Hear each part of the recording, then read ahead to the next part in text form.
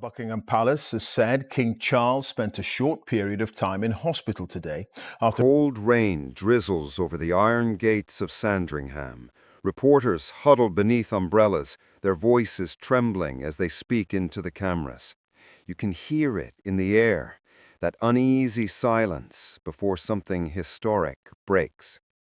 The palace has confirmed it at last, a sudden worsening in His Majesty King Charles's health. Reporters, we're told, are battling complications linked to his ongoing cancer treatment. But tonight, the tone is different. This isn't just another medical update. This feels final. Inside those gates, movement is scarce. A black car arrived hours ago, carrying the Archbishop of Canterbury. Soon after, Princess Anne was seen entering, her expression unreadable.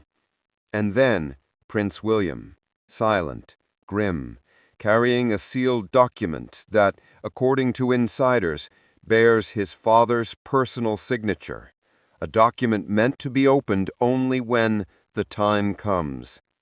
Now that time may be here. The world holds its breath as Britain waits for Prince William to speak. It began quietly, too quietly for most to notice. King Charles started reducing his engagements, canceling morning meetings and arriving late to audiences that once ran like clockwork. At first, the palace called it a period of rest, nothing more. But those within his circle knew better.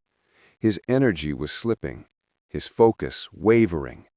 And the king, who once prided himself on tireless service, began fading from view. Behind the curtain, the truth unfolded in secrecy. Quiet medical trips were arranged to Addenbrooke's hospital, always under the cover of night. A small convoy, 2 cars at most, no royal insignia. Doctors came and went in silence. Every test result, every consultation, locked away in red leather folders that never left Sandringham's study. Camilla, ever poised before the cameras, played 2 roles, queen and gatekeeper. Publicly, she smiled, attending functions with a grace that almost masked the truth.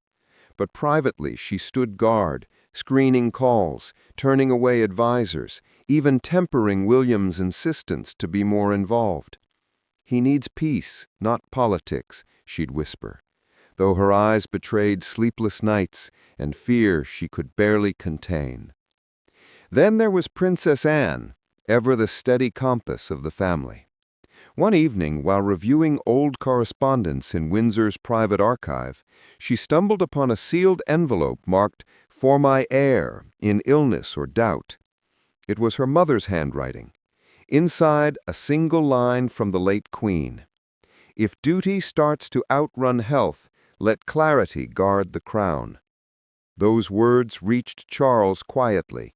Anne never told the press, but something in him changed after that.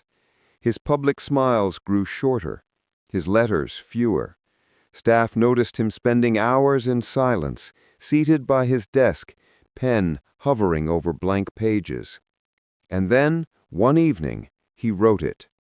The sealed note, the one now resting beneath Sandringham Chapel's ancient vault.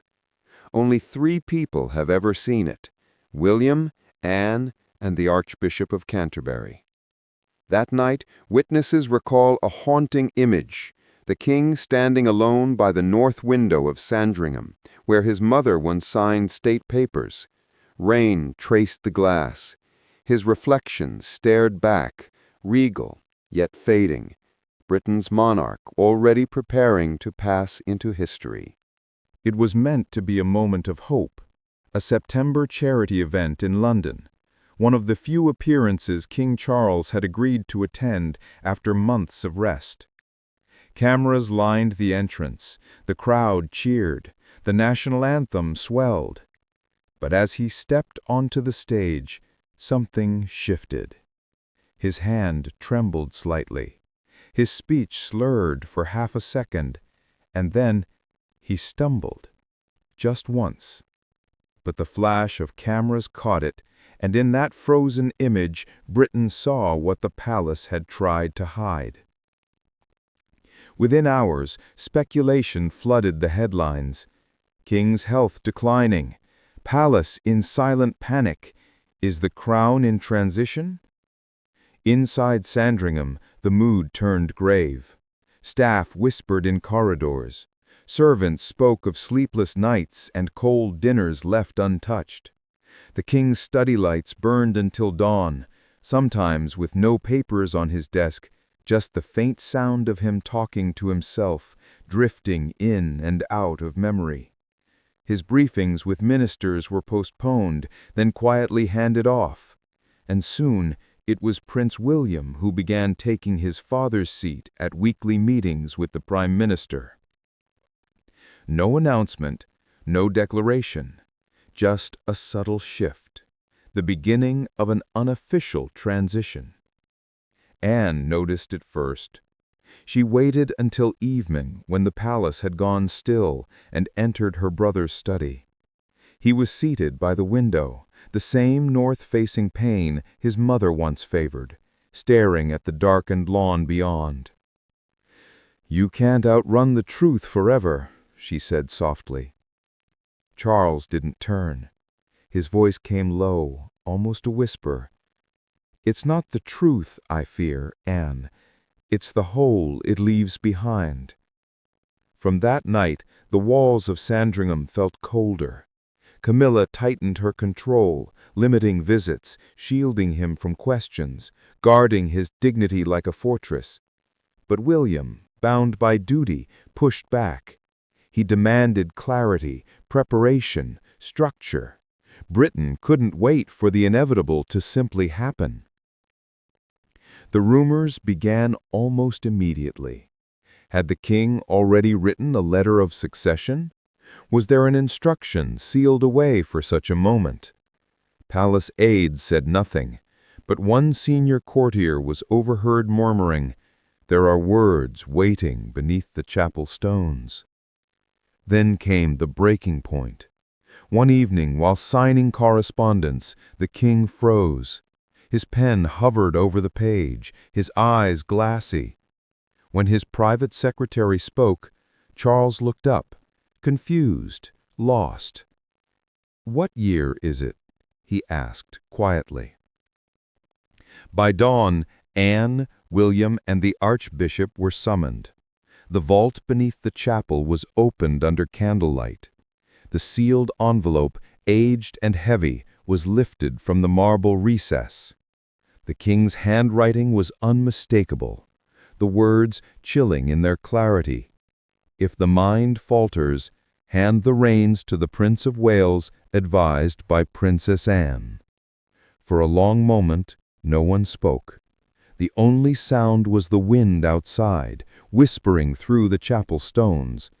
And then, without ceremony, without a crown, Britain's transition had begun. It was just before dawn when Sandringham's corridors came alive with quiet footsteps. The king's doctors, senior advisers, and the royal family gathered in silence, summoned to His Majesty's private chamber. Outside, the rain had stopped, and a faint mist curled over the lawns, an eerie calm before history turned its page. Inside the room, the air was heavy. Machines hummed softly. The king lay propped against his pillows, frail yet conscious, his eyes moving slowly from face to face. At the foot of his bed stood Prince William, no crown upon his head, but the weight of one pressing deep upon his heart. Camilla lingered by the doorway, her hand trembling as she reached for his. But then, without a word, she turned away. Later, she would leave quietly for Florence, seeking the peace she could no longer find within palace walls. William unfolded a parchment, the letter, the same one drawn from beneath the chapel vault, its edges worn by time, its ink faded but steady. The room fell utterly still as he began to read. His voice, though calm, wavered near the end. A king may rest, but the crown must never sleep. For a moment the words hung there, like incense in the morning light. The king's eyes glistened, a faint smile touching his lips, somewhere between relief and surrender. And then, in that small, fragile breath, something shifted. Charles nodded faintly, just once, as if giving permission. And with that, the transition began. No trumpets, no balcony, no proclamation shouted from palace gates, only a quiet acknowledgement, a living monarch stepping aside, while still within the land of the living. It was unprecedented, almost unthinkable. Yet in that silent chamber, the meaning of monarchy evolved. It was no longer about reign, but about preservation, about ensuring the institution endured, even when the man could not. As the sun finally rose over Norfolk, the first headlines appeared across Britain. The crown continues. Not an ending, not yet, but a beginning born of grace, sacrifice, and a king's final act of clarity. By morning, the storm had already begun. Headlines blazed across the world. King steps back. A soft abdication. Britain enters a new era. Television panels debated constitutional terms, while palace aides scrambled to manage the narrative. Within hours, Buckingham Palace released a statement calling it not an abdication, but a transitional regency. The phrasing mattered. This was not a fall of power, but a deliberate passing of weight, from father to son, from monarch to heir. The symbolism was profound. That evening, Prince William addressed the nation from Windsor's drawing room. His tone was steady, his words deliberate. Not instead of him, but for him. My father remains the king. I am only his voice, while he gathers his strength. The response was immediate and deeply human. Flowers began piling up outside Sandringham. Children left drawings. Church bells rang in quiet tribute. Across Britain, prayers were said for the king's recovery, even as citizens whispered that history had quietly turned. Inside the royal circle, Princess Anne became the bridge, managing transitions, advising William, and ensuring her father's decisions were honored without disruption. Her presence steadied the entire institution. Camilla, meanwhile, remained silent. Her retreat to Florence became the subject of endless speculation, yet many saw it not as desertion, but as quiet heartbreak. A woman who had carried her husband's pain longer than the world ever knew. And Charles himself, no longer burdened by duty's constant march, spends his days at Sandringham reading letters from citizens, notes of gratitude, words of love. And for the first time in decades, he is still, quiet, reflective, dignified. Britain now stands at one of those rare suspended moments in history, when one monarch fades gently into twilight and another steps quietly into the light.